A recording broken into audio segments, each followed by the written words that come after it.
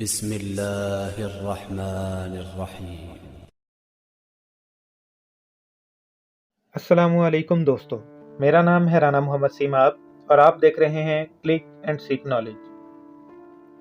19 March 1940 بروز منگل، خاکسار تحریک پر حکومت پنجاب پابندی لگا چکی ہے اور تحریک کے بانی متحدہ ہندوستان کے وائسرائے سے ملنے دہلی گئے ہوئے ہیں اور تحریک کے مقامی رہنما فیصلہ کر چکے ہیں کہ وہ اس پابندی کے خلاف اپنی مخصوص خاکی وردی میں بیلچوں سے مسلح ہو کر لاہور شہر میں مارچ کریں گے۔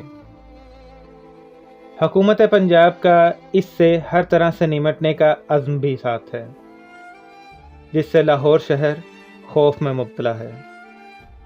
شہر میں ہر طرف پیدل اور گھڑ سوار پولیس کے دستے موجود ہیں، اور پھر وہی ہوا کہ جس کا ڈر تھا۔ پولیس نے 313 خاکساروں کے جلوس پر گولی چلا دی۔ در حقیقت ماجرا کچھ یوں تھا کہ پولیس نے اس جلوس کو روکنے کی کوشش کی اور خاکساروں نے آگے بڑھنے کی۔ گرما گرمی کچھ زیادہ ہوئی تو خاکساروں نے اپنے بیلچوں کا استعمال کیا اور پولیس نے اپنی گولیوں کا، جس کے نتیجے میں کئی خاکسار اور پولیس والے جاں بحق ہوئے۔ جب حالات اتنے کشیدہ ہوئے کہ شہر لاہور میں امن قائم نہ ہوا تو مسلم لیگ کے کئی حلقوں سے 23 مارچ کو ہونے والا مسلم لیگ کا جلسہ ملتوی کرنے کی صدا آنے لگی۔ اب حکومت پنجاب کو بھی اس موقع پر یہ ڈر تھا کہ کہیں مزید ہنگامے نہ اٹھ پڑیں۔ متحدہ پنجاب کے وزیر اعظم سر سکندر حیات نے قائد اعظم تک یہ پیغام بھیجا کہ آپ یہ جلسہ ملتوی کر دیں، جس پر قائد اعظم نے یہ کہہ کر انکار کر دیا کہ ہندوستان بھر سے مسلم لیگ کے مندوبین لاہور جانے کے لیے دہلی پہنچ رہے ہیں، لہٰذا اجلاس اپنے مقررہ وقت اور جگہ پر ہوگا۔ شام تک اجلاس ملتوی کروانے کی تمام کوششیں ناکام ہوتی گئیں۔ پولیس کا گشت بڑھا دیا گیا۔ حکومت کی کوشش دیکھ کر بہت سے لوگ اس شک میں مبتلا تھے کہ شاید قائد اعظم اجلاس کے لیے لاہور ہی نہ پہنچ پائیں، مگر وہ شاید قائد اعظم کو جانتے نہیں تھے۔ 21 مارچ 1940 دوپہر کو دلی سے ایک خصوصی ٹرین قائد اعظم اور ان کے ساتھ سینکڑوں مسلم لیگ کے کارکنوں کو لے کر لاہور پہنچ گئی۔ لاہور اسٹیشن سے قائد اعظم سیدھے اسپتال پہنچے، جہاں زخمی خاکساروں کی عیادت کی۔ منٹو پارک کے اس جلسہ میں مسلم لیگ کی قیادت مسلمانوں کے تحفظ کے لیے ایک واضح اعلان کرنے والی تھی۔ 1940 میں قائد اعظم مسلمانوں کے ایک مسلمہ لیڈر بن چکے تھے اور مسلمان ان کی ایک آواز پر اپنی جان لٹانے کو تیار ہوتے تھے۔ 22 مارچ 1940 مسلم لیگ کے 27ویں اجلاس کا باقاعدہ آغاز ہوا۔ اس اجلاس کا استقبالی خطبہ سر شاہنواز خان ممدوٹ نے دیا اور پھر سر سکندر حیات نے حالات پر مزید روشنی ڈالی۔ یوں تو قرارداد 22 تاریخ کو ہی بنگال کے وزیر اعظم AK فضل حق نے اجلاس میں پیش کرنا تھی، مگر وہ اپنی مصروفیات کی وجہ سے اجلاس کے پہلے دن نہ پہنچ پائے۔ مگر 22 تاریخ کو قائد اعظم کی تقریر بھی ایک شاہکار تھی۔ یہ آپ کی طویل ترین تقاریر میں سے ایک تقریر تھی، جس میں آپ نے مسلمانوں اور ہندوؤں کے باہمی تعلقات اور رہن سہن کا جائزہ لیا، اس وقت کی سیاسی صورتحال پر اپنا تجزیہ پیش کیا اور فرمایا، ہندوؤں اور مسلمانوں کا نہ صرف مذہب بھی ایک دوسرے سے الگ ہے، بلکہ ان کا فلسفہ، سماجی روایات اور ادب بھی ایک دوسرے سے نہیں ملتا۔ وہ آپس میں شادیاں نہیں کرتے، ایک دوسرے کے ہاں کھانا نہیں کھاتے۔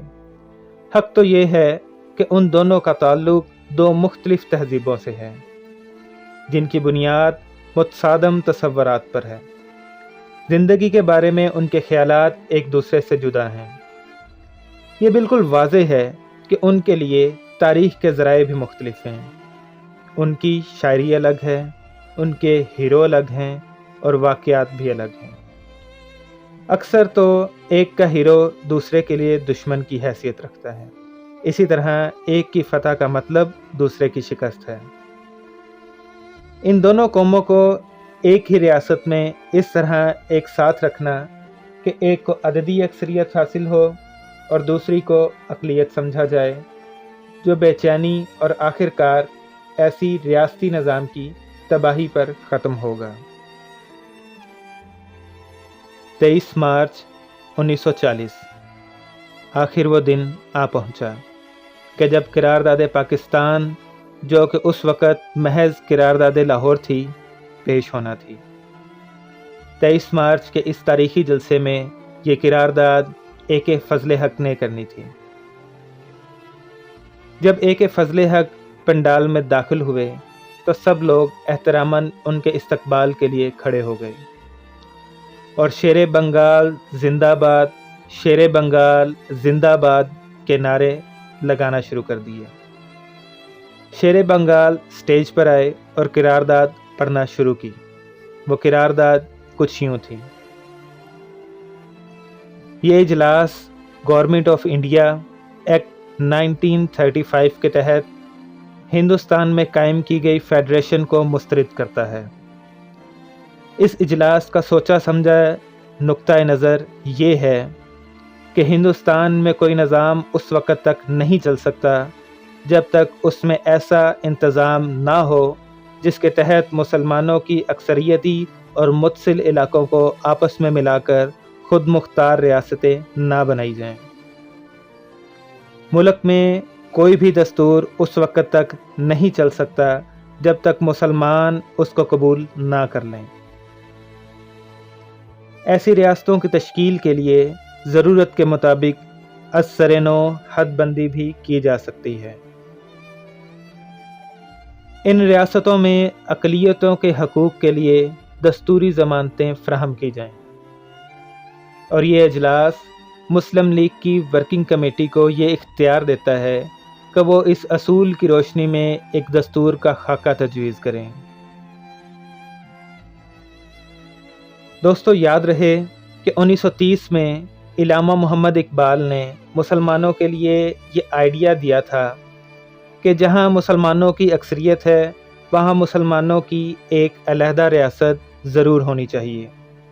لہٰذا قرارداد پیش ہونے کے بعد قائد اعظم آگے آئے اور انہوں نے علامہ محمد اقبال کے مزار کی طرف دیکھ کر کہا کہ اقبال، آج اگر زندہ ہوتے تو وہ خوش ہوتے کہ ہم نے وہی کچھ کر دکھایا جو وہ چاہتے تھے۔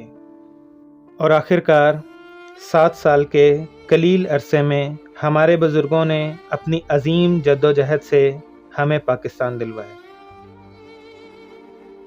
اور دوستو، ہمیں اس بات کا یقین ہونا چاہیے کہ یہ پاکستان ہمارے لیے اپنے رب کی طرف سے ایک نعمت ہے، اور نعمت سے محبت بھی کی جاتی ہے اور اس کی حفاظت بھی کی جاتی ہے۔